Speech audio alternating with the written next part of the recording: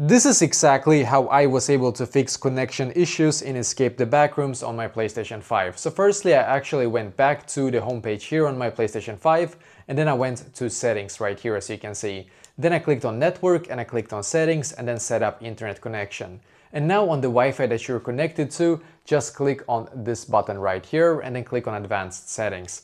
Then DNS settings, change it from automatic to manual instead, and primary DNS should be 1.1.1.1 and the secondary DNS should be 1.0.0.1.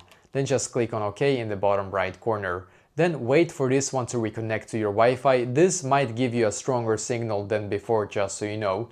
So now what I'm going to do as well is to click on users and accounts here, click on other and click on restore license. Select Escape the Backrooms and click on restore here and then just click on yes if it's still opening here.